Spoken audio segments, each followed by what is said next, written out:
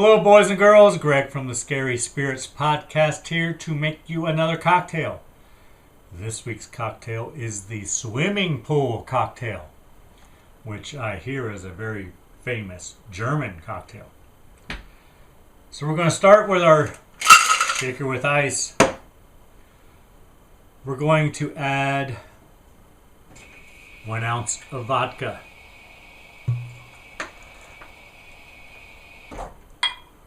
1 ounce of vodka.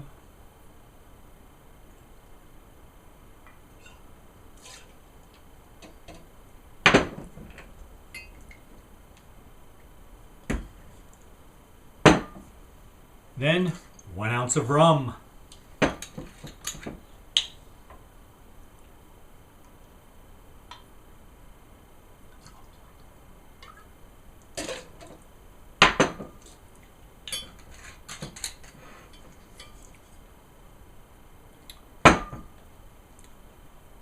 Sweetened condensed milk, 1/2 an ounce.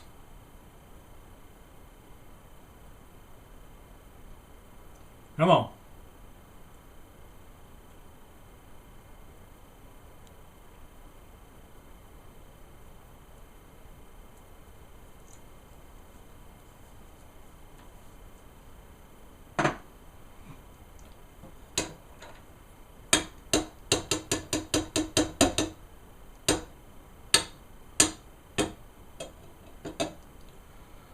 One-half an ounce.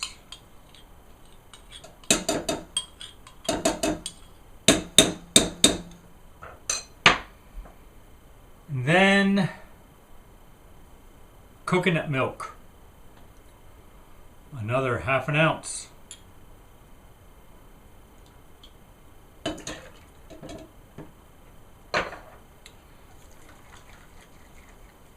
Finally, pineapple juice, 2 ounces.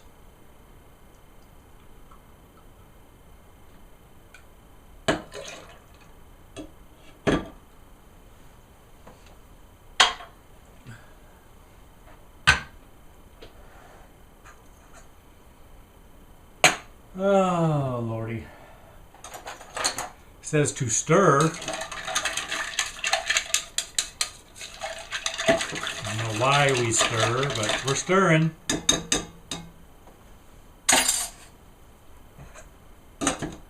And then we shake.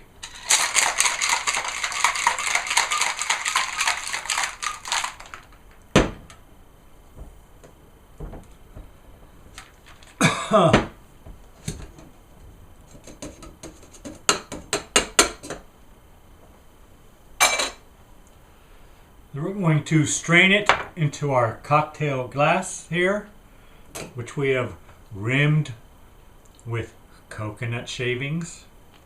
And we have ice in there. We'll strain it in there.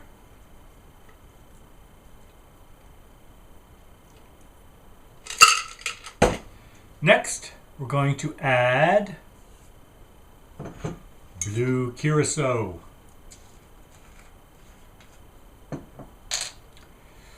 1 ounce. Let's do this. 1 ounce blue curacao.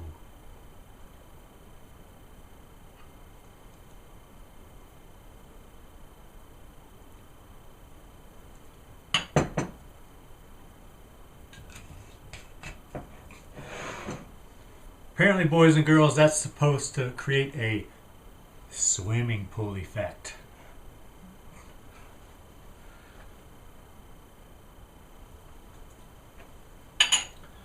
Whatever. There you have it. The swimming pool cocktail. Well, the blue curacao is floating to the bottom. Oh. Garnish with cherries. And or pineapple if you have it.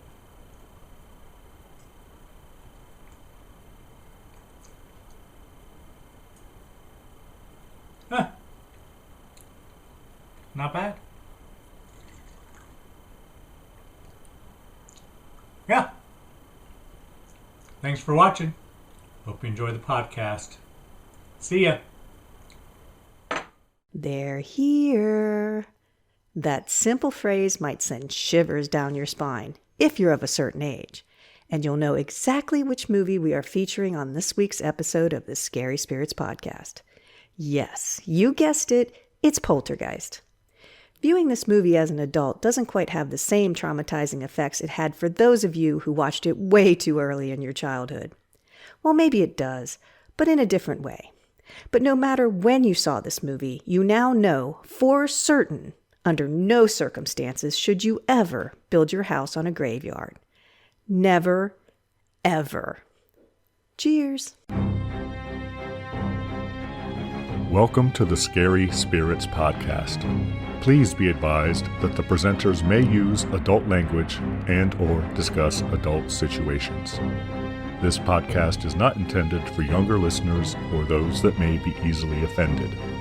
So, if you're ready, let's go.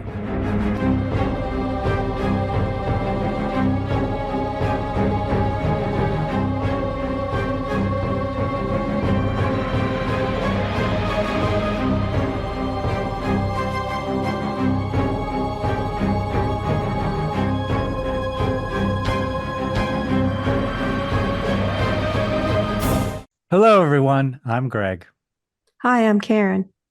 and welcome to the Scary Spirits podcast, the podcast that combines the two very different yet highly compatible worlds of scary films and alcoholic spirits.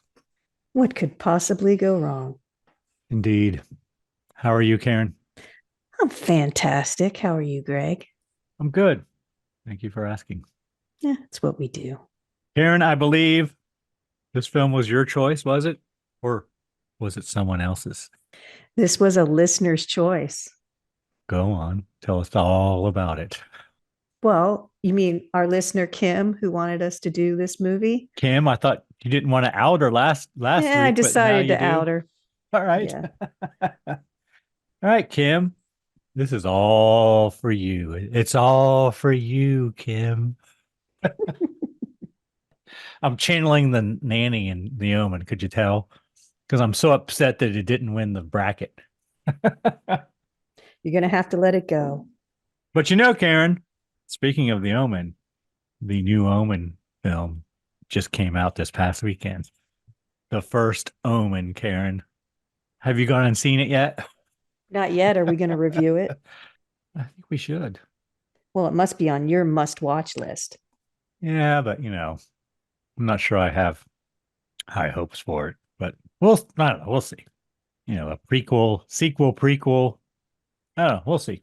Years in the making, lots of delays in its filming and That's never a changing good sign. directors and all that shit. So I don't know. We'll see. Anyway, back to Kim. Moving on. Back to Kim. It's all about Kim choosing the 1982 film Poltergeist. Do you remember 1982, Karen? I do. Your glory years, not mine. Oh yeah, my glory years.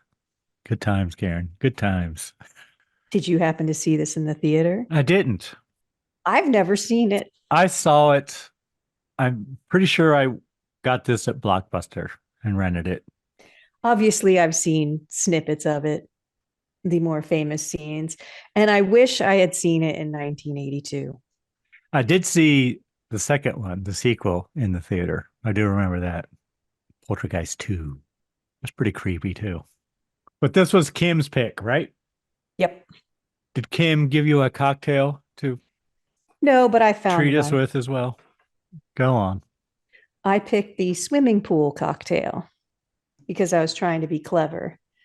You knew you thought there was a swimming pool in it somewhere. Well, there is a swimming pool in it. They talk a lot about the But swimming you'd never pool. seen it before when you picked the cocktail. No, and I thought, well, I'd seen a clip and I thought it was an actual swimming pool that the person was in, but it wasn't. But well, it sort of is. It sort of is, whatever. Anyway, we're doing this lovely swimming pool cocktail. It's a major plot detail, the swimming pool. So good, Karen. Good job. Good job on that. You're going to need 1 ounce of vodka, 1 ounce of rum, half an ounce of coconut milk, the canned thick kind, half ounce of sweetened condensed milk, 2 ounces of pineapple juice, 1 ounce of blue curacao, shredded unsweetened coconut for the rim if you're fancy, 1 wedge of fresh pineapple, and 1 maraschino cherry, both for garnish, again, if you are fancy. If you're going to rim your glass, you dip in the coconut milk and then the shredded unsweetened coconut. Then you fill your glass with crushed ice. Prepare your garnish by cutting little wedges of pineapple and add to a cocktail skewer. And then, or a toothpick. Yes, with the maraschino cherry. Stir together vodka, rum, sweetened condensed milk, coconut milk, and pineapple juice. Shake with ice in a cocktail shaker, then strain over the fresh ice in your glass. Add the blue curacao directly into the glass to create the swimming pool effect. No need to stir. Garnish and serve immediately. It's a tropical drink. It's a lanai drink. It's nice to look at. Not my favorite. I'm not sure what they mean by swimming pool effect, but I mean, the blue curacao sinks to the bottom. It does. So yours is more defined than mine, though.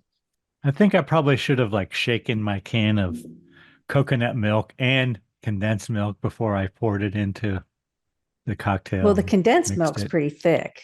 They're both thick. My coconut milk wasn't thick enough. And I used fat-free, unsweetened coconut milk and whatever. So, because I'm healthy like that. I mean, I'm not mad at how it looks. It's a thin layer of blue at the bottom covered by a thick layer of white. So it's more of a Arctic drink to me than a swimming pool, but it does look like an Arctic drink. I agree. And it's definitely a summertime looking drink, not for your Halloween party. Although it does say if you wanted to make a batch of it, you could whip it all together, including the blue curacao, and keep it in the refrigerator until your party. And I'm not much of a coconut guy, but this is, not mad. It needs an umbrella in it. I feel like it's like a Mai Tai. Is that what it is? Maybe a little. I don't know. All right. Should we give our friends and listeners time to make their own swimming pool cocktail? Apparently, it's a very popular drink in Germany, Karen. I don't know. That's what it says. Yes, give them the time. Hold on.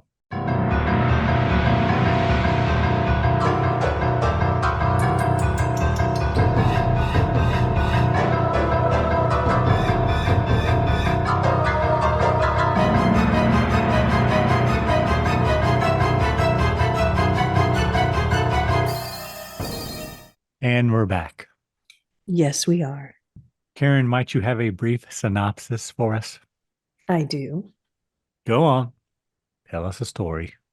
Strange and creepy happenings beset an average California family, the Freelings. Steve, Diane, teenage Dana, 8-year-old Robbie, and 5-year-old Carol Ann, when ghosts commune with them through the television set. Initially friendly and playful, the spirits turn unexpectedly menacing, and when Carol Ann goes missing, Steve and Diane turn to a parapsychologist and eventually an exorcist for help. Thank you, Karen, for that brief synopsis.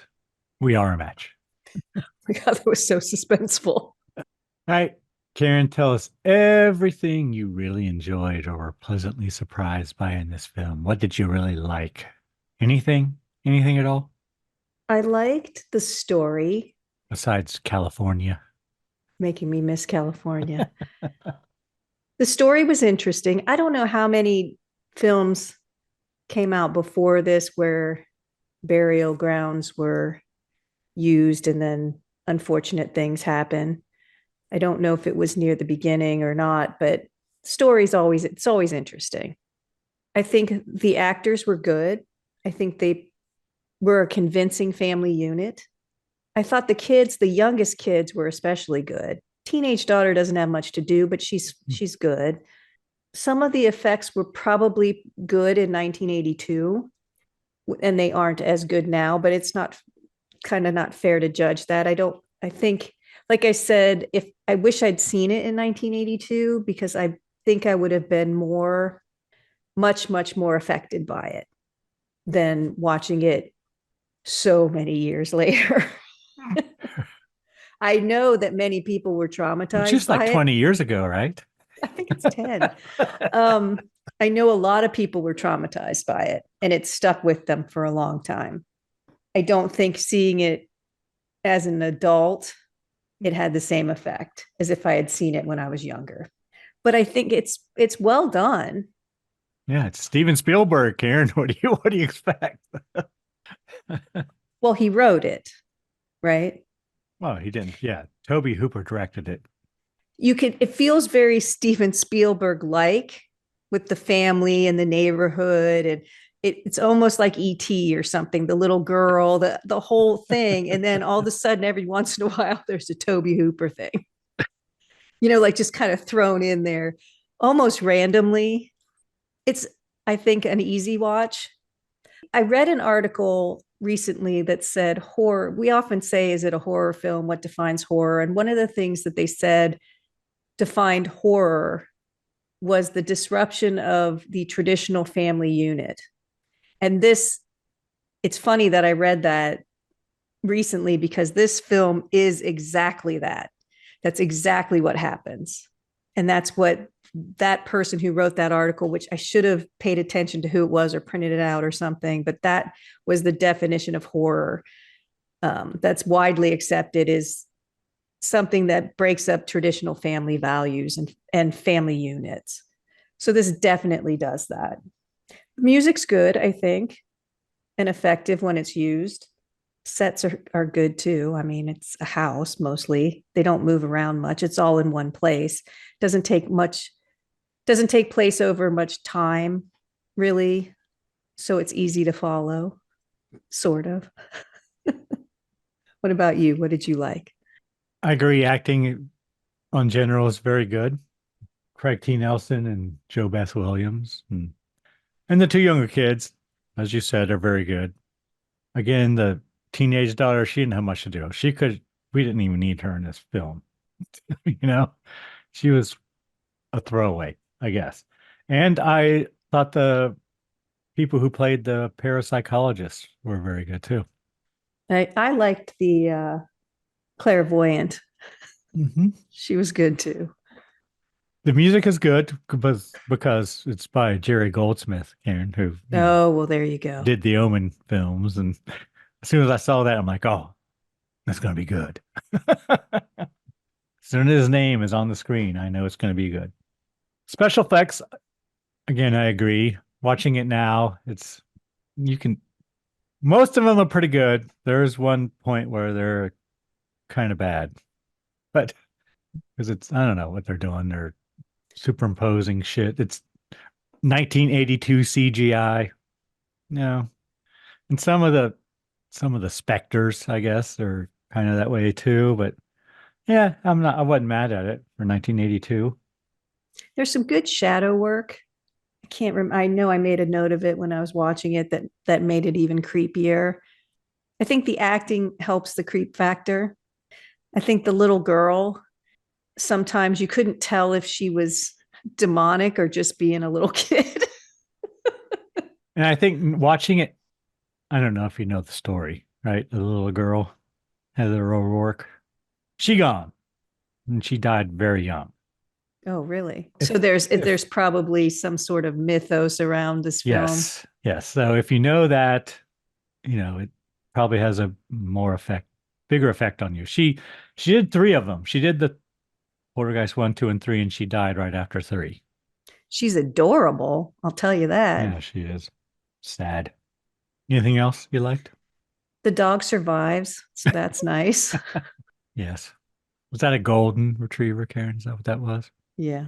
Anything else? No, but I definitely can see why it freaked people out in 1982. I feel like this is one of the early "you built it on a cemetery" things. That's what I think. I agree. And I think that's why. And it's still, I'm not going to say that's a trope, but that's still something that affects people. It's still something that anyone who watches horror films would never build a house on a cemetery. And anyone who watches like ghost shows, it's restless spirits. For some reason, I thought they built it on tribal land. That was but it's that's not. Another thing. It must, yeah. I had confused it with something else. So I was expecting more like folklore or something, which didn't show up. But that's on me. It's just what I remembered. Anything you didn't like, Karen? It's a little long. I'm not sure what I would have cut out of it, but it's a little long.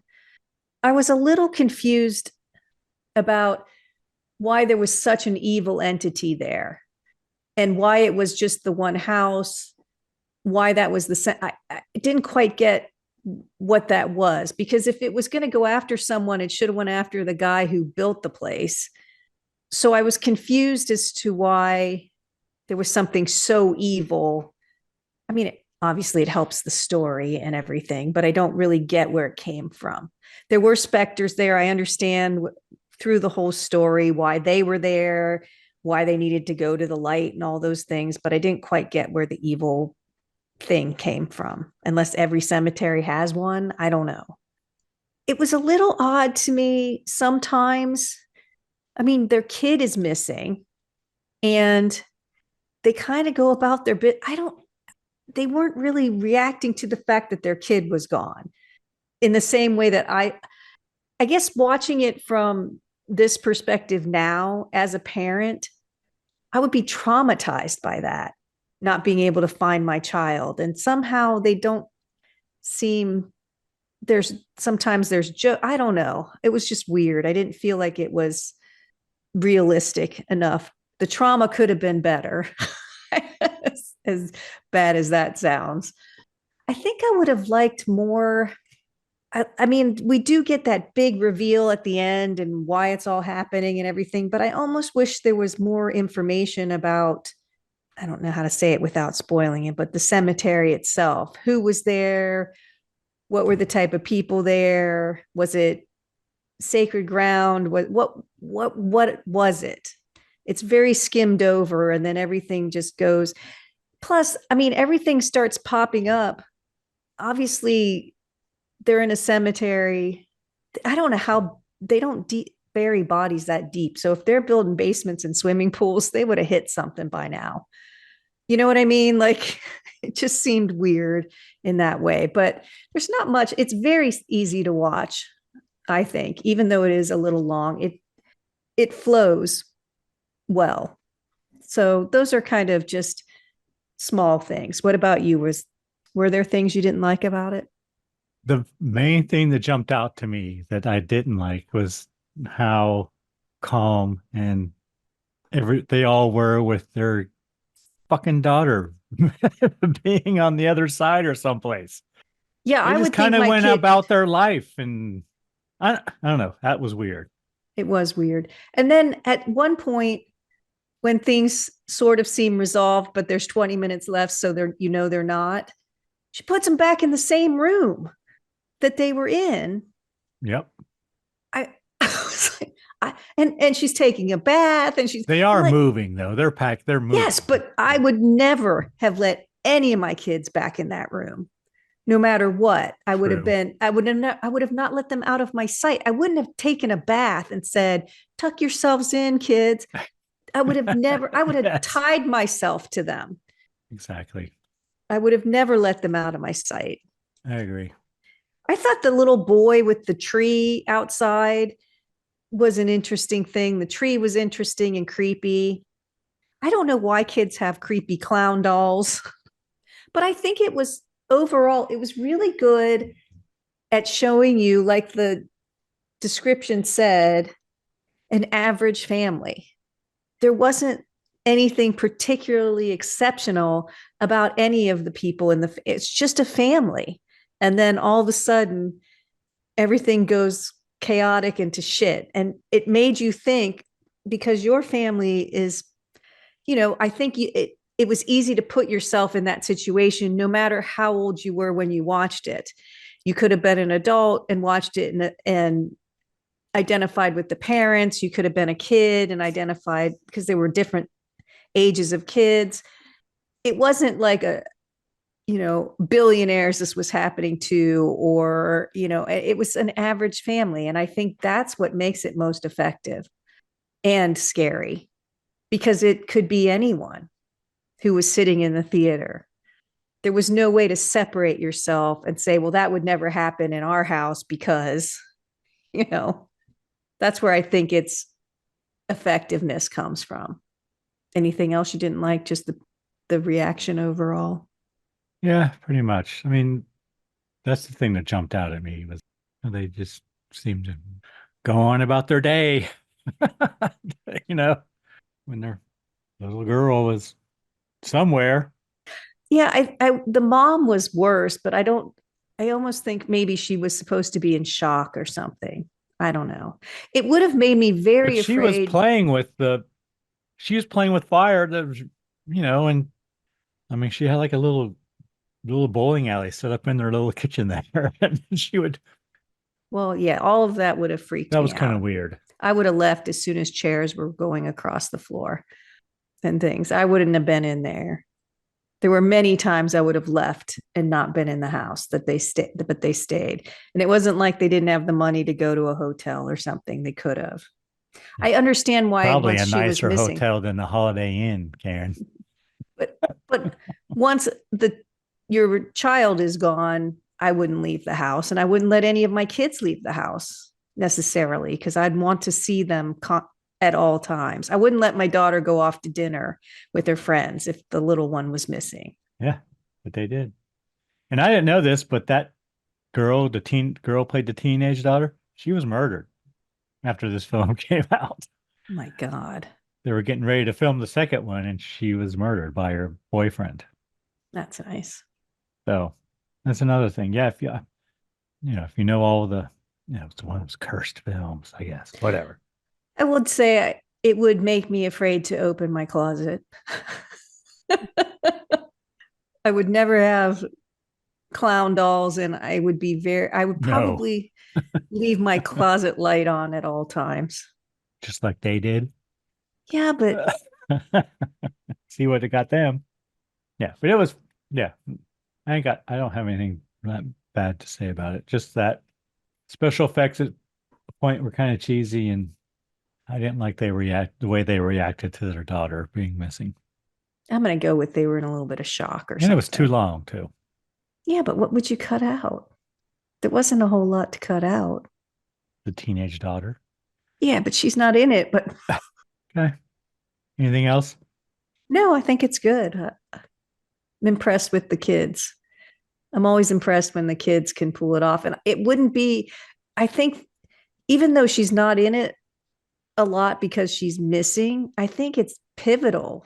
The youngest girl's role is pivotal, obviously, but she pulls it off. You know, I don't know how old she's supposed to be in the film, probably a little younger than she is. But as I said, there are times she looks a little demonic. And I don't think she's trying to, but it works for the film. She was 7. Yeah, I think when she's this supposed film to be came like out. 4 or something. But Cute little girl. because they say the son, she's supposed to be 5. I read in the description. The little boy is 8 and she's 5. And the little boy comes up with the plan that they use later in the film. Oh yeah, he does. Yeah, He's does. like the smartest one. You're right, he does. There are little places where there's humorous things too, which I kind of liked. Anything else? I don't think so. All right, before we give our cocktail rating, would you like to hear a review from the time, Karen?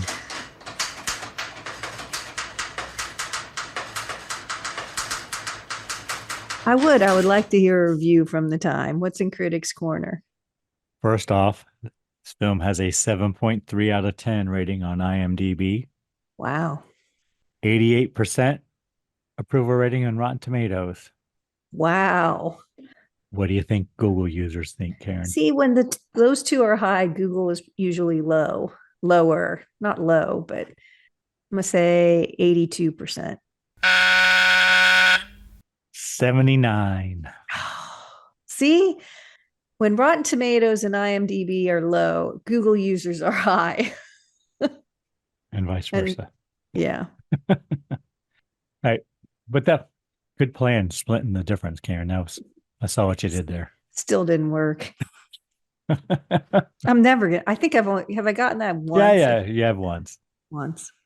Review I have is from Roger Ebert, Karen. Woohoo. Shocking. And this is from June 1st, 1982. Special effects in the movies, and I will read the whole thing, more or less.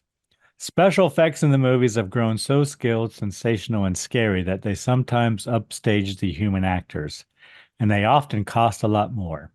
In Poltergeist, for example, the cast is made up of relatively unknown performers, but that's all right because the real stars are producer Steven Spielberg, director Toby Hooper, and their reputations for special effects and realistic violence. Their names on this horror film suggest that its technology will be impeccable, and they don't disappoint us. This is the movie the Amityville Horror dreamed of being. It begins with the same ingredients, a happy family living in a big, comfortable house. It provides similar warnings of doom. Household objects move by themselves. The weather seems different around the home than anywhere else. And it ends with a similar apocalypse. Spirits take total possession of the house and terrorize the family. Even some of the special effects are quite similar, as when greasy goo begins to ooze around the edges of a door jamb. But Poltergeist is an effective thriller, not so much because of the special effects as because Hooper and Spielberg have tried to see the movie's strange events through the eyes of the family members, instead of just standing back and letting the special effects overwhelm the cast along with the audience. The movie takes place in Spielberg's favorite terrain, an American suburb, also the locale of parts of Close Encounters of the Third Kind, Jaws, and E.T., the extraterrestrial.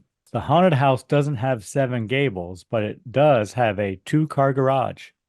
It is occupied by a fairly normal family. And the movie begins on a somewhat hopeful note with the playing of the Star Spangled Banner as the TV station signs off. The opening visuals, however, are somewhat ominous. They're an extreme close-up of a TV screen filled with the usual patriotic images. Iwo Jima, the Lincoln Memorial. Why so close? We're almost being invited to look between the dots on the screen and see something else. And indeed, the family's youngest daughter, an open-faced, long-haired, innocent little cherub, begins to talk to the screen. She's in touch with the TV people. Before long, she disappears from this plane of existence and goes to live with the TV people, wherever they are. Weird events begin to happen in the house. An old tree behaves ominously. The swimming pool seems to have a mind of its own, and the villains are the same people who were the bad guys in Spielberg's Jaws, the real estate developers. This time, instead of encouraging people to go back in the water, they're building a subdivision on top of an old graveyard. This is all ridiculous, but Hooper and Spielberg hold our interest by observing the everyday rituals of this family so closely that since the family seems real, the weird events take on a certain credibility by association. That's during the first hour of the movie. Then all hell breaks loose, and the movie begins to operate on the same plane as Alien or Altered States as a shocking special effects sound and light show. A closet seems to exist in another dimension. The swimming pool is filled with grasping, despairing forms of the undead. The search for the missing little girl involves a professional psionics expert, I don't know, and a lady dwarf who specializes in cleaning haunted homes. Nobody ever does decide whether a poltergeist really is involved in the events in the house or who the poltergeist may be. But if that doesn't prevent them from naming the movie Poltergeist, I guess it shouldn't keep us from enjoying it. It's funny that he mentions the Amityville Horror because I thought of the same thing, but I thought this one, it's like he says, this one, I didn't feel that darkness or dread, or I don't know what the right word is that I got with Amityville Horror. This one didn't seem as, not evil. What's the right word? Maybe it's because they just go on about their life when the kid disappears. Right. I don't know. I mean, the kid's gone. Like, it should have been much more dread in it. And like I said, I don't know why there was an evil presence, but there obviously was. Well, and it shows itself. They call it the Beast. Yes. So I think that tells us who it is, Karen. But I don't know why. I mean, he was I guess responsible for Roger missed selling. that part when they called it the Beast. He did sell 47% or something of the homes, so he was somewhat responsible, but he didn't know what had And he has happened. apparently we are led to believe he has the prime house for whatever reason too.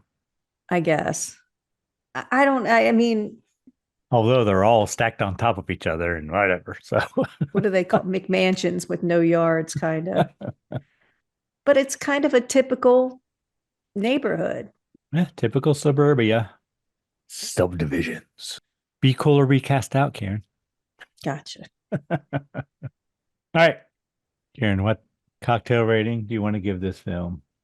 I think it's a 3. I think if I'd seen it in 1982, I would say it was a 2. I agree. But watching it now, I don't know if I'm jaded, or I bet if I was younger, I wouldn't have noticed the one It's thing. better than a lot of the threes we do, though. It is. I mean, it's Steven Spielberg, for God's But sake. I think if we had seen it when we were younger, we probably wouldn't have had the parental view of, the kid's gone. Like, I don't think we would have noticed it. And I think we would have concentrated more. Yes, the kid's gone. As a teenager, I wouldn't have been like, why aren't the parents more upset? Because I wouldn't have thought about it. So I think it would have focused it more on, as a younger viewer, I wouldn't have been distracted by that, I don't think. But as a parent, I was extremely distracted by that. I agree. So I think it would have been a completely different experience and a different film, depending on how old you were when you saw it back then. And plus, it was the 80s, Karen. Gen Xers, you know how we are. Well, we didn't rely on our parents for a lot. No. So, we wouldn't even we were thinking. We were fingerprinted and shit in elementary school in case we got captured, Karen. But we went home. Yeah. With no parents there. Yes, we did.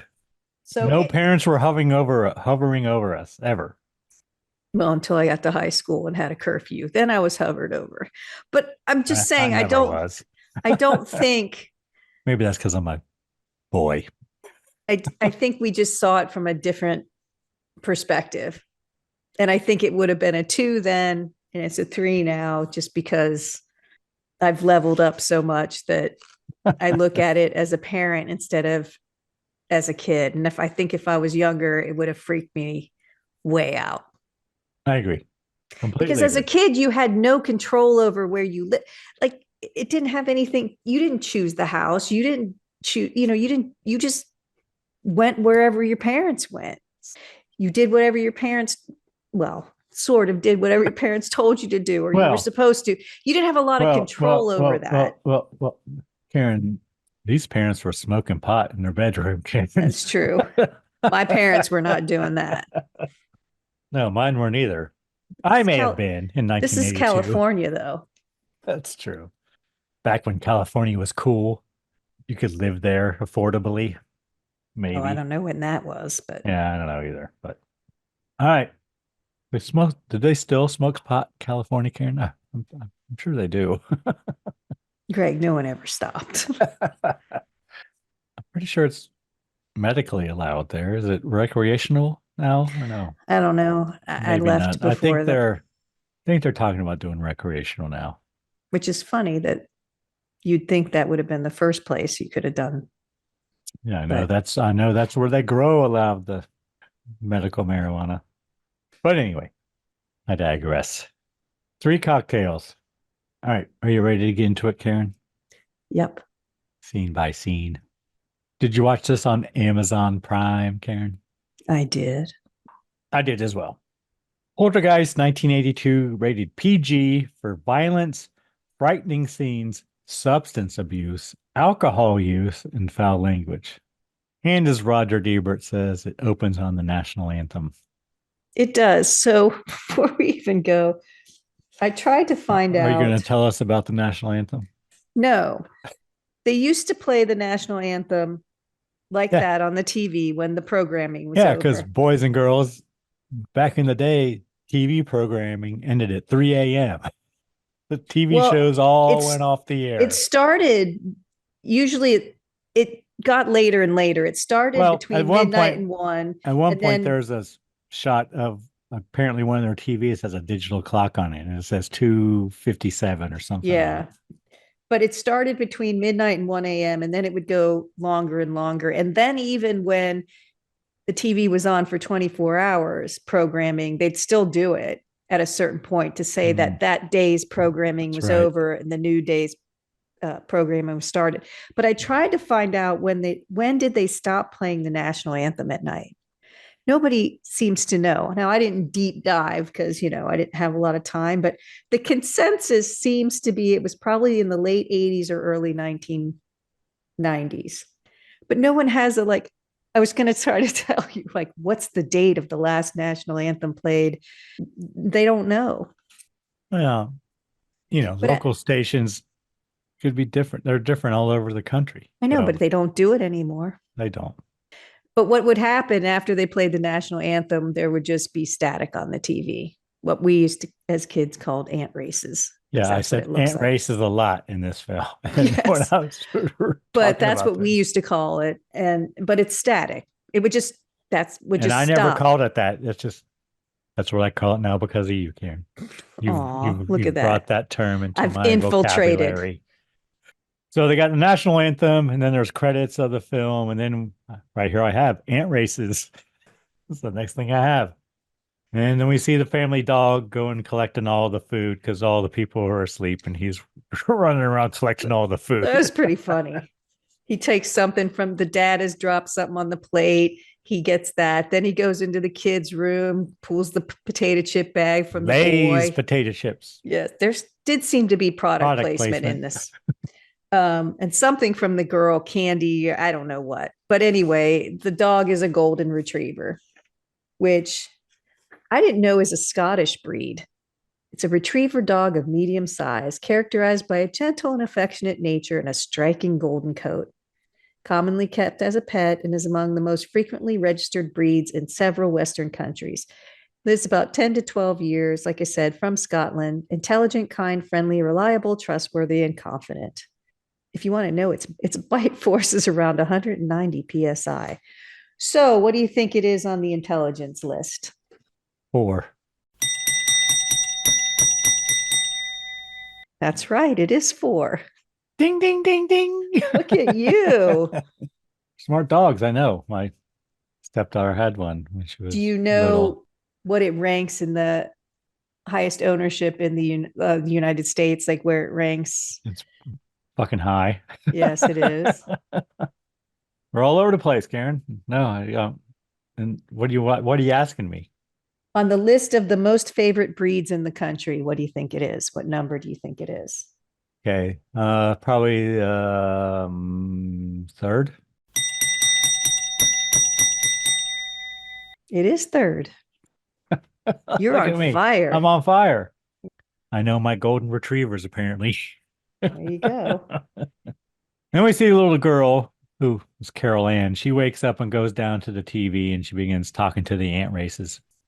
Other family members wake up and they come down to investigate, and Carol Ann seems to be communicating with the ant races. I wrote. And we got more credits, including music by Jerry Goldsmith. Then we have a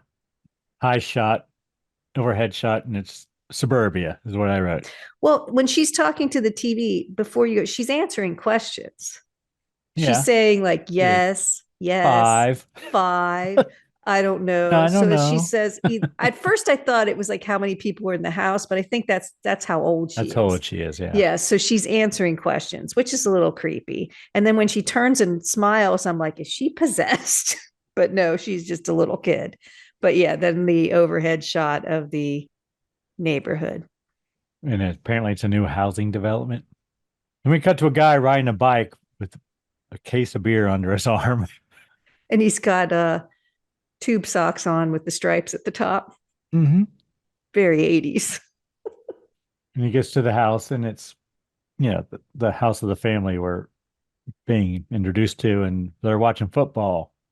And the guy on the TV says it's the 4th period. No one says that when they're talking about football, Karen. It's not the 4th period, it's the 4th quarter. But it's a real game. Yeah, I know. I'm And the sure the announcer, audio isn't is it real? Because no no, one says the fourth period. I think it's real. I think they were replaying a game. It could be, but fourth period? Well, maybe they were Whatever. more sophisticated back in the day. Saying hockey. So I wrote, no one says that. So then the mom discovers that the pet bird has died, Tweety. Yeah, she's upstairs cleaning while there's a bunch of men watching the football game downstairs. Yeah, so Tweety dies. It's a canary. So I didn't know if it was a throwback to, the canary in the coal mine. Like the canary dies. Do you know what the miners used to carry them down into the tunnels? Yeah. And if dangerous gases such as carbon monoxide collected in the mine, the gases would kill the canary before killing the miners. So if That's the canary died, they'd all leave. I thought maybe it was a I'm sure it is. symbolism for that. But yeah, and she's about to flush it down the toilet, but the little girl comes in. So they have to have a funeral.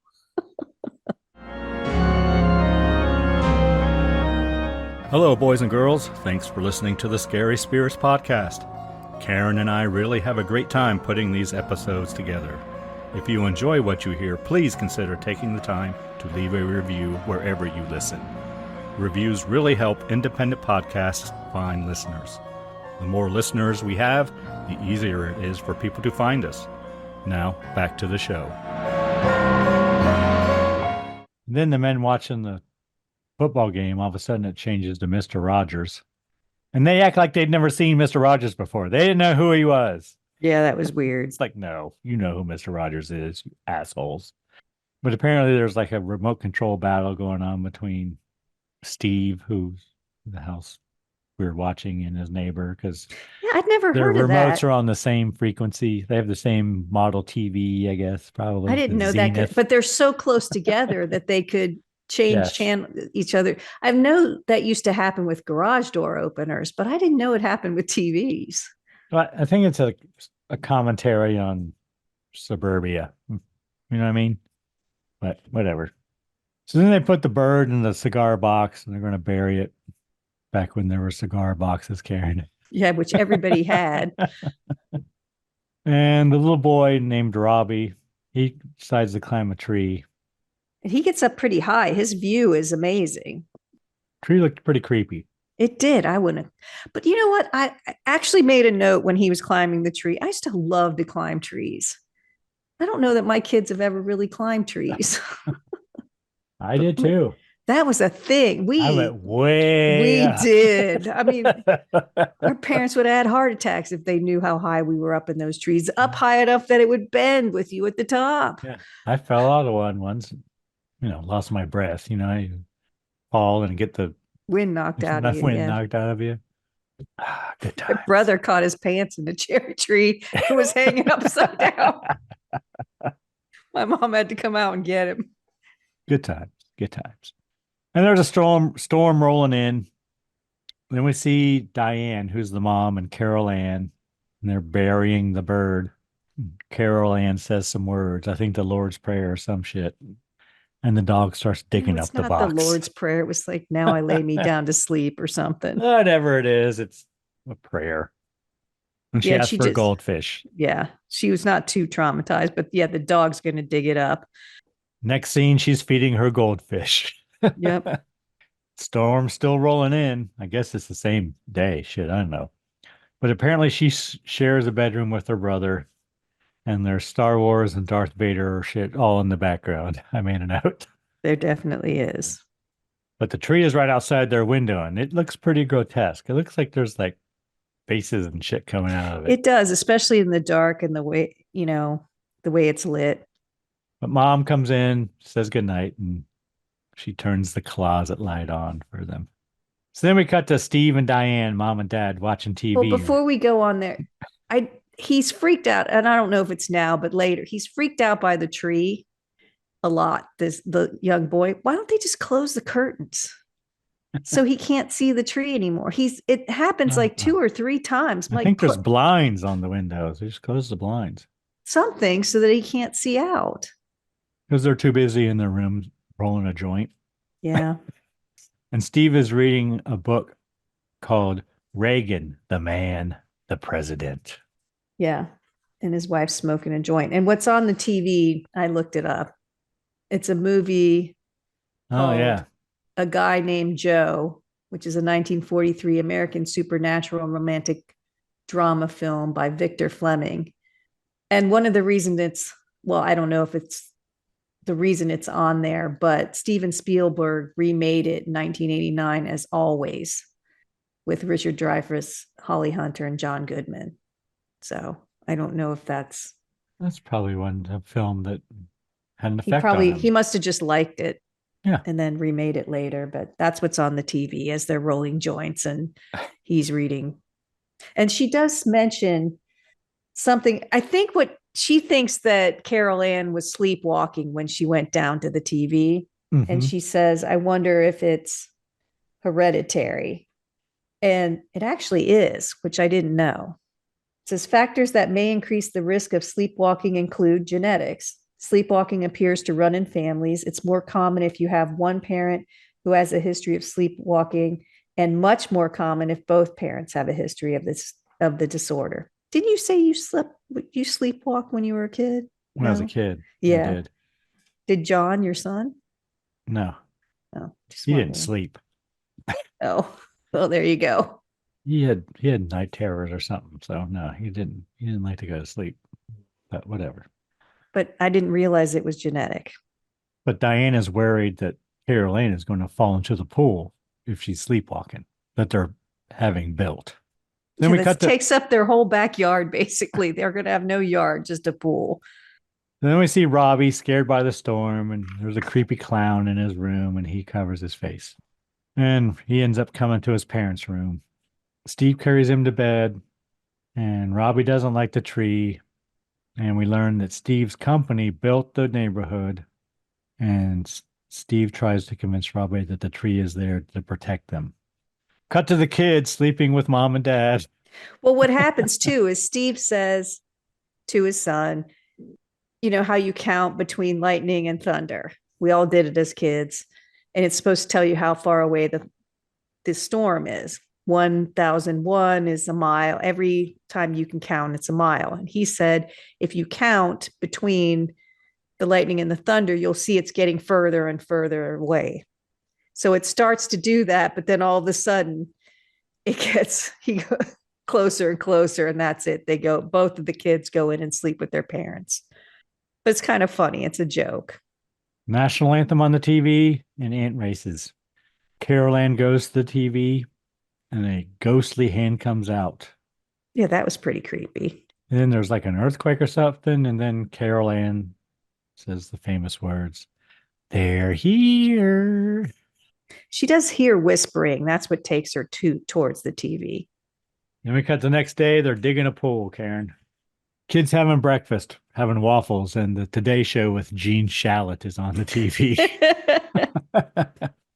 Diane asks Carol Ann about who was here, what she meant, and she says the TV people. And then Robbie's glass breaks and he spills milk all over Dana's homework. Yeah, I didn't know. Was that supernatural or just something he did? Don't know. And then Carol Ann turns on the Ant Race channel I wrote. So a channel that's not broadcasting, right? And Robbie notices that his silverware is all bent up. And the dog was acting weird too, like barking and whimpering at the ceiling or the wall or something. Mm-hmm. And then we see the pool workers messing with Dana as she's leaving for school. She flips them off. Yeah, she's a tough kid.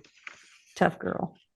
And we see the dog barking at the spot in the wall where, like, I don't know, some lightning came out of the TV or some shit. I don't know.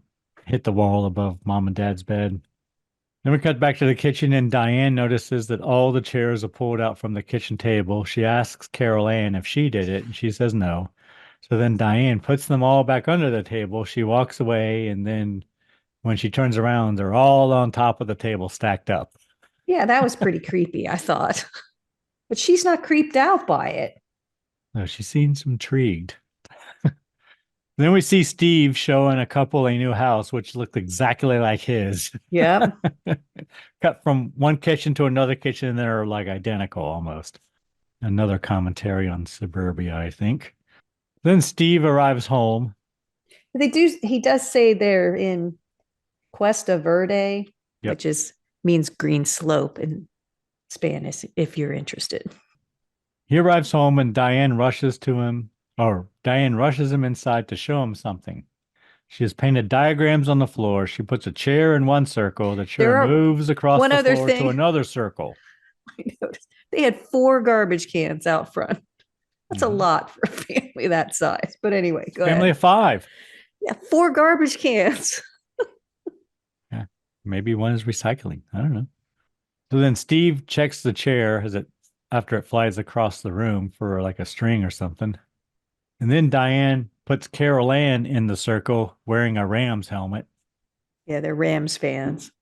Yeah, so it's funny that when this was filmed, they were in LA and they moved to St. Louis and now they're back in LA. But whatever. It's funny. She slides across the floor to the other circle. So then Steve and Diane go next door to talk to their neighbor Ben, who they were having the argument about with the remote control earlier. They ask if he hasn't experienced any disturbances lately, things moving around, and apparently he hasn't. They're kind And of embarrassed to ask, but they do anyway. and Steve and Diane are being eaten by mosquitoes. Yeah, is there something I missed there? But Ben thought that was weird. He's never had any problem with them. What do you think that meant? Is that just I don't know. They're being eaten by mosquitoes and no one else is. It means another sign that they're cursed or something. So then back at the house, Steve says no one goes into the kitchen until he figures out what is happening. yeah, which is reasonable. Then we got another storm getting closer because they're counting down. Yeah, Robbie's freaking out about the tree again. And it comes alive and busts through the window and it grabs Robbie and pulls him out.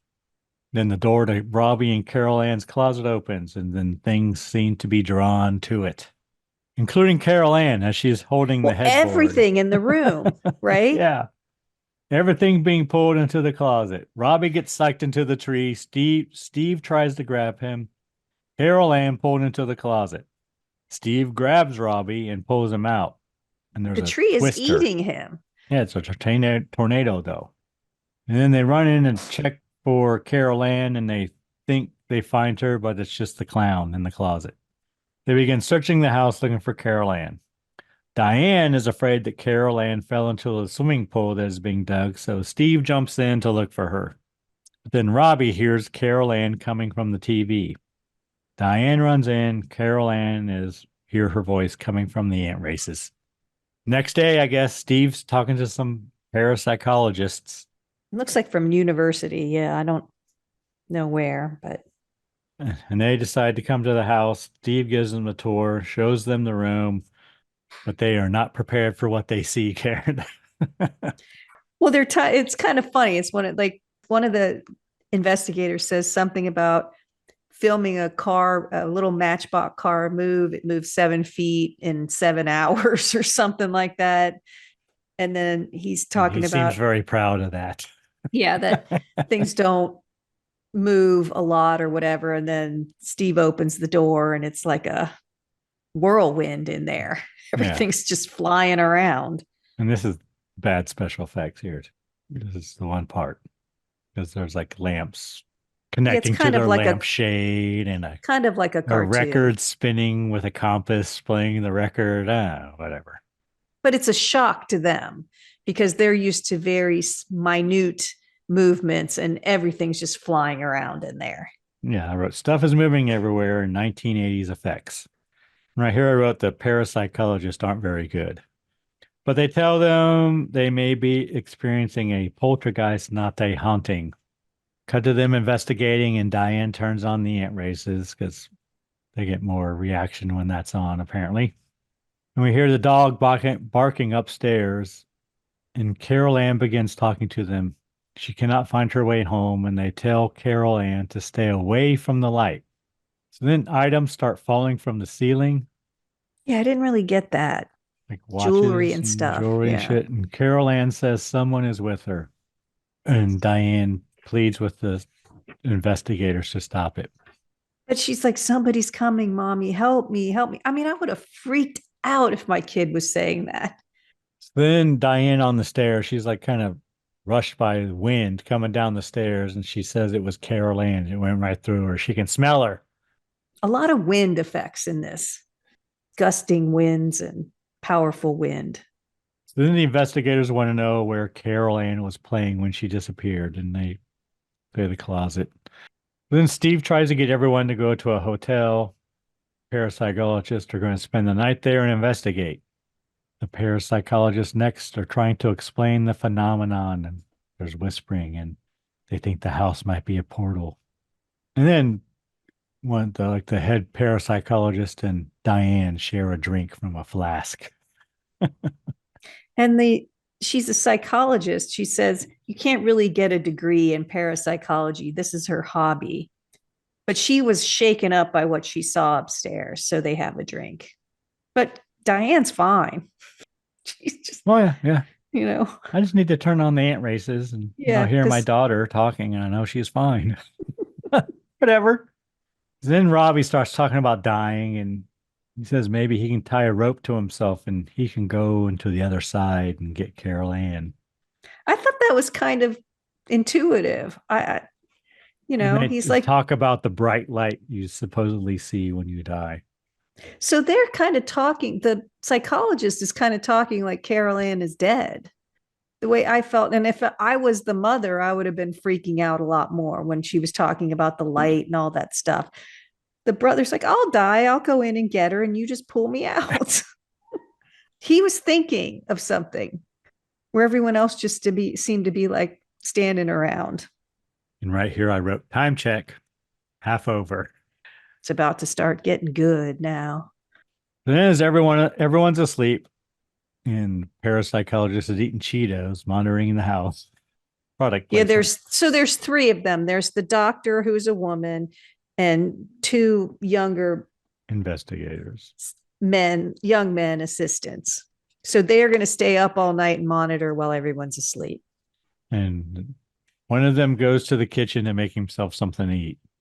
And he finds a steak in the fridge. Which is pretty funny. He's going to make a steak. First he pulls out a chicken leg, and that's fine. But then he's going to cook up a steak that was so funny. Yeah, he puts the steak on the counter and then starts making noise, and he looks and he sees it slithering across the counter. Yes. Which is pretty good. It was. So then he spits out the chicken leg he has in his mouth, and when it hits the floor, there are maggots all over it. So then he washes his face and begins peeling off his skin. I think he's hallucinating, Karen wrote. Yeah, but see, this is it's a interesting effect and probably looked a lot better in 1982, as I'm sure it did. Mentioned. But this is like the Tobe Hooper, all of a sudden the steak and this they sort of seem out of place a little bit. Like, why is he hallucinating? If it's just specters in the house and I don't know, like jewelry's falling from the ceiling and things, I get it.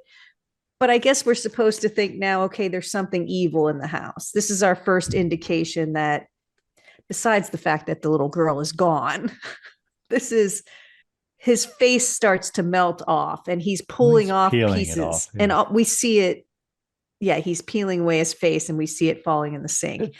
It's pretty good at moments, but others it isn't. Yeah, I think if they would have stopped in the beginning. This is almost too long. Yeah. If they stopped at the beginning and then shown the end and then shown him, it would have been better. But it's gory, It's not like the dream where your teeth are falling out. His whole face is falling off.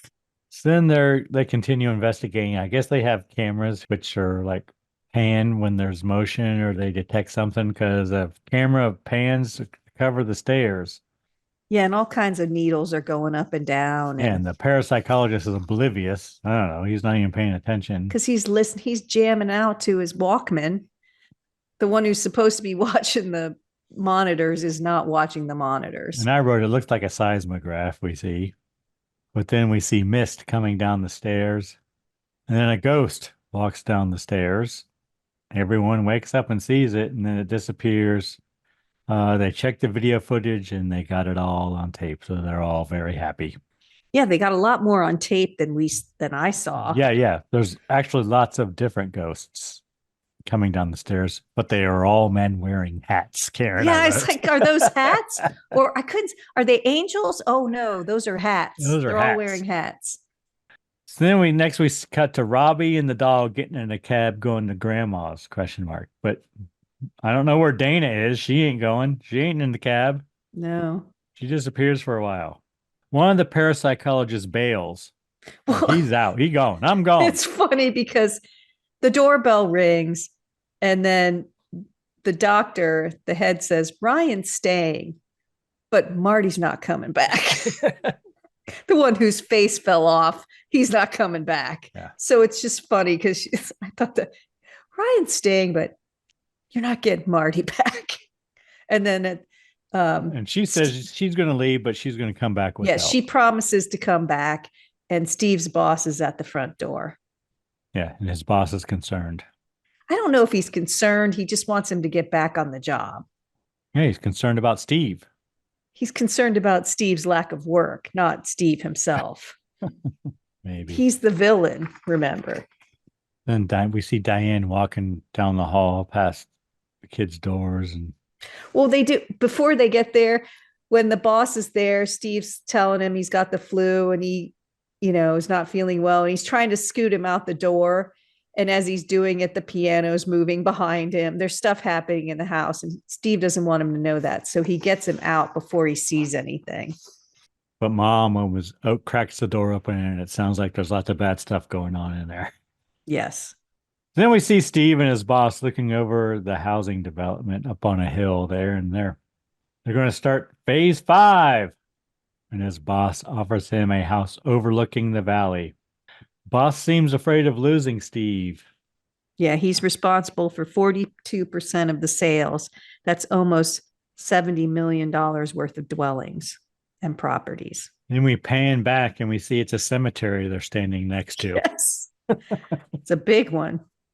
And the boss says they've already made arrangements to move it. He reveals that they moved the cemetery already once to create the housing development. Not a big deal. Done it before. That would have been a big ass cemetery because that was a big one at the top of the hill. Family and if you look down, go 5 more minutes down the road, it'll be fine. If you looked out at what he had already developed, that was a lot. Then we meet Dr. Martha, and she's taking a tour of the house. The parapsychologists are filming her. Steve is skeptical. She's short-statured. And Dr. Martha tells Diane that her daughter is alive and in the house. So she's the clairvoyant. I don't know if she's a doctor, but she's a clairvoyant. That's her character, Dr. Martha. Let's see. Well, isn't that the psychologist?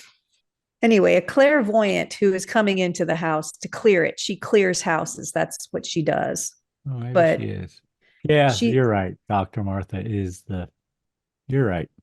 The woman who is short, she's a small person. Tangina Barons is her character's name. A clairvoyant is a person who claims to have a supernatural ability to perceive events in the future or beyond normal sensory contact. So she can sense what's in the house. And at first, when Dr. Martha says she's cleaned many houses, she knows how to handle this. I was thinking, actually clean the houses and then just happened to encounter ghosts and got rid of them. But then it dawned on me, she means clean the house of the ghosts. And she seems to know what the hell she's doing. I'll give her that. And she asks Diane if she will do anything she asks, no matter what, even if it goes against her faith. And she agrees. Then her character's name is Tangina, actually. Then Tangina explains that Carol Ann is different than the ones she is with. They are all dead, and they are attracted by her life force. The dead are not aware they have died, and they must get them to go to the light. Carol Ann must help them cross over, but she only hears her mother's voice, apparently. Well, she's a distraction. So there's 2 lights now wherever they are. I don't know why she was sucked in there. I don't know if that was the evil person doing that or what, but the people aren't going to the light because Carol Ann's in there with her light force, so she's distracting them. So they need to get them to go into the light to go on to their next adventure, to cross over. This is where the clairvoyant says there's a terrible presence in there with her, with so much rage and so much betrayal. She's never sensed anything like it. She doesn't know how, but it was strong enough to punch a hole into this world and take your daughter away from you. So I guess it was the evil that came and got Carol Ann. And it keeps Carol Ann very close to it and away from the light. She says there's a terrible presence with her, and it's using Carol Ann to restrain the others. To Carol Ann, it is simply another child, but to us, it is the beast. I know this woman, the actress, has been in other things, but her voice and her stature and all of that adds to the creepiness of it, I think. So then they're putting numbers on tennis balls. I don't know. Diane calls for Carol Ann. Tangina tells Stephen to make Carol Ann answer him, to be stern. Tangina tells Diane to tell Carol Ann to go to the light, and the others will follow her. But Diane resists at first because she says, I don't want her to go to the light, which makes sense, you know. But there's a little back and forth there. Tangina tells her, say that, Mommy, you are in the light waiting for her, to get her to go to the light. Oh, she does. Then they open the door to Carol Ann's room. Tangina asks Steve for the tennis ball marked number 1. She throws it into the closet. It comes downstairs to the ceiling to one of the parapsychologists. They're standing in the room. The closet door is open. Wind is blowing like crazy. There's light in the closet. It's quite the scene. You know, she really they're screaming at each other because it's so loud in there. It's a very intense kind of scene. And she throws the tennis ball and it falls through the ceiling where the jewelry came before. So there's some sort of weird portal so they know it's the same ball because it's written on, but it's covered in grossness when it falls out the ceiling. Cherry Jello, Karen. Cherry Jello. I was thinking apricot jam, but okay. She throws the next ball and it comes down as well. Tangina tells Diane to give her her hand. They tell Carol Ann to go. Oh, they tell Carol Ann not to go into the light. They tell her to stop and turn away from it. Then Steve throws a rope into the closet. It falls down from the ceiling downstairs. And originally, Tangina is going to tie a rope to herself and go into the closet, but Diane convinces her to let her go. Well, yeah, Diane says that Carol Ann won't come to her. She'll come to Mom. And then Tangina says, well, you've never done this before. And Diane says, neither have you. She goes, oh, yeah, I guess you're right. Here, go ahead. It was kind of funny. And then Diane and Steve share a moment. Yeah, because Steve can't go because someone needs to hold the rope, which I didn't really get that because they're going to fall through the portal, but whatever. But they love each other. They, you know. Diane walks into the closet and she tells Steven not to let go. He says never. And it's flashing lights and wind. And, you know, she's going into the unknown. Tangina tells all the children to go into the light. Steven freaks out and begins pulling the rope. Tangina yells, not yet. And then a skull comes out of the closet. He pulls the skull in. And Diane and Carol Ann fall from the ceiling downstairs. I think he lets go of the rope because it's the beast, right? It's like a very large skull. It's a scary thing. So they put Diane and Carol Ann in the bathtub. Well, when they fall through the ceiling, they're covered in the jam or jello or whatever it is. And they're not breathing. But yeah, before they had gotten the bathtub ready. I said, Steve tells them to breathe. They are covered in cherry jello, I wrote. I said apricot jelly, but they had the bath ready to go. So Tangina had told them that they were going to need that. So then they both come to, and Tangina says the house is clean. Very confidently. Next morning. And I said, but there's still 20 minutes left, so it is not. Next morning or whatever, or I don't know, sometime in the future, they're packing the Atlas Van Lines truck and apparently they're moving. Steve can't get out of there fast enough. But Dana does point out Diane has 2 gray streaks in her hair now Mm-hmm. from her experience. Yeah. So No, I'm just saying she's got a new hairstyle. then Diane goes to take a bath. She dyes her hair because the teenager made fun of her. She says, "You don't like it. You don't think it's punk." And then she's dyeing her hair back to its normal color. Okay. She's reading directions on the box of hair color. And the notice. kids are arguing in their room. And then she says, "I'm going to take a bath. You guys need to tuck yourselves in." And I said, "Why are they in the same room? That's crazy." And answer the phone if anyone calls, she says. Yeah. Back in the days when you had phones in your houses. And you had to talk to people's parents before you talked to them. So then Robbie is still a little freaked out by the clown doll, I wrote. Diane's taking a bath. And then the clown is missing from the chair in Robbie and Carol Ann's room. He hears a little shuffle. And he starts looking for it under the bed. And it grabs him and pulls him under the bed. It's choking him. Mm-hmm. Wraps around his neck, yeah. I would never have that kind of doll in my room. Then we see Diane blow drying her hair. That's why she can't hear them screaming.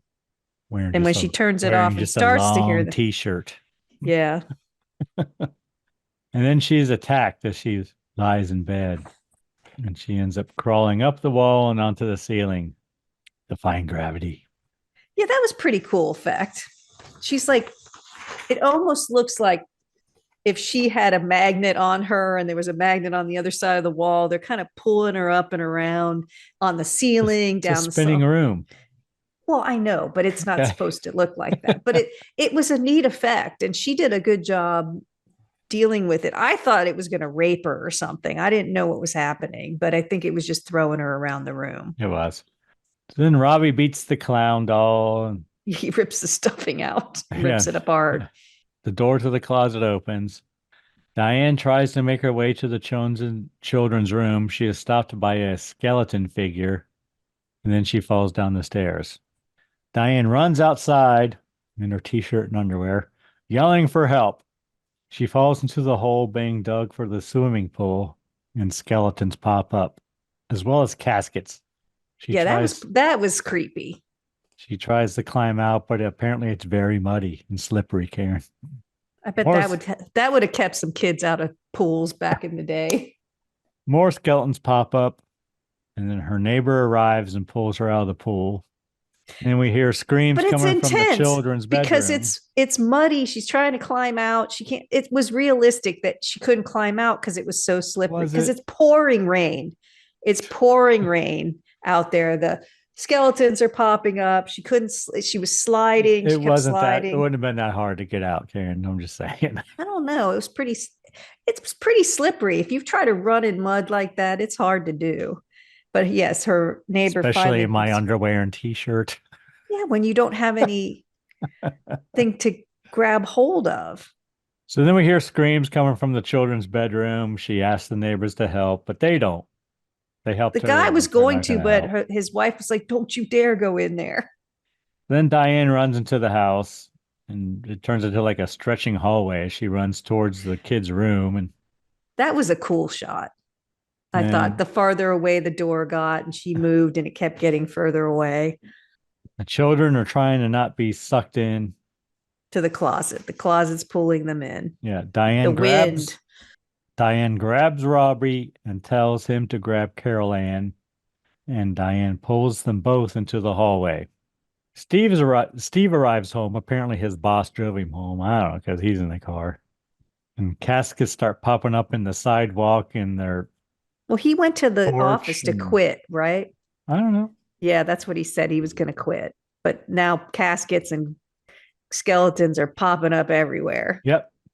And the boss gets out of the car. Steve confronts his boss. He says, "You moved the cemetery, but you left the bodies." Dun, dun, dun. That's the big reveal. Yeah. So then Diane and the kids and the dog all get into the station wagon. Steve fumbles for his keys, but eventually starts the car. And then skeletons are ejected all over the place and they hit the car. And then Dana arrives home. What's happening? She starts screaming. her- She won't get in the car. from her friend with the Camaro or whatever it is. She jumps in the station wagon, then they drive away. And then the boss and the neighbors are hit with a seismic shock, I wrote, and they watch as the house collapses into the ether, I It guess. implodes. Yeah, it implodes on itself. And then we see the family as they're leaving, and we see the sign, "You are now leaving Cuesta Verde. Cuesta Verde. We will miss you." Then Stephen and the family drive away and go to a Holiday Inn. We go into the room 209. I remembered. I didn't know if it would be important, but apparently it's not. Could be, though. Steve opens the door and puts the TV outside, and we have credits, the end. Yeah, that was funny when he put the TV outside. All right, Karen, what'd you think of the swimming pool cocktail? It's good. It's not as good as some of the other Lanai drinks we've had, but it's okay. It's pretty good. Because it separates. All you get at the end is blue curacao. Yeah. It's apparent because, mine has evaporated. The straw, when you using the straw, it sucks up the blue curacao first, though. I didn't use a straw. Well, I used a metal straw. Don't want to Yeah. kill the turtles. I didn't use any straw. Well, I'm dainty. What can I say? All right. Anything we learned today, Karen? We learned what a clairvoyant was, Oh, did we? what time they stopped. Well, when sort of they stopped playing the national anthem on TV, what Cuesta Verde means, what movie a guy named Joe was playing in their bedroom when they were rolling joints. A lot about the Pin joints too, Karen. Pin joints. Yeah, you don't want a big fat joint if you're going to smoke it all. A little pin joint, Karen. There you That's go. that's what they tell me anyway. People talk, you hear things Yeah, about the golden retriever. Sleepwalking can be genetic, and the canary in the coal mine reference. And I think you got a Rush. You got a Rush reference in there. Yeah, and if I would have been paying attention when you mentioned clairvoyant, I would have gotten an Iron Maiden reference in there too. But that's okay. Good to know you don't pay attention to me when I'm talking. That's awesome. I must have been looking something up. All right. Are we ready to move on to next week's film, Karen? Yes. What do you have for us? Oh, is it my choice? It is. Film I have chosen is from 1953, Karen. A Hammer film? Nope. What is it? House of Wax. No, we did what? The Wax Museum. Mystery of the Okay. Wax Museum, which this is a remake of, Okay. starring Vincent Price. And why did you choose that one? Well, Karen, House of Wax was released April 10th. So this was released when this episode we're doing now comes out, April 10th. Okay. Do you have a drink to go with it? I do, Karen. It's Vincent Price's Manhattan. What do we need for this one? Any good whiskey, sweet vermouth, and bitters. Angostura bitters. Yeah, I think he had a Aromatic contract with bitters. them or something. He did. 2/3 part any good whiskey, 1/3 sweet vermouth, and 2 dashes of bitters. Stupendous, he says. Excellent. That's what we'll have next week. I'm looking forward to it because I like Mystery of the Wax Museum. I've never seen the others. It's been remade a couple times. So this is the original. No, Mystery of No. the Wax Museum is the original with Fay Wray. Oh, okay. This is a remake, and then they've done another remake later, Okay.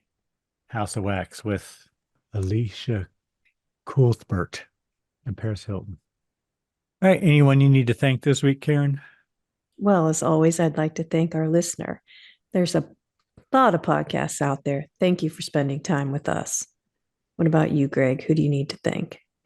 Once again, I need to thank the band Verse 13 for providing all the music in the Scary Spirits podcast. The music definitely makes the podcast better. Anything else, Karen? Please drink responsibly.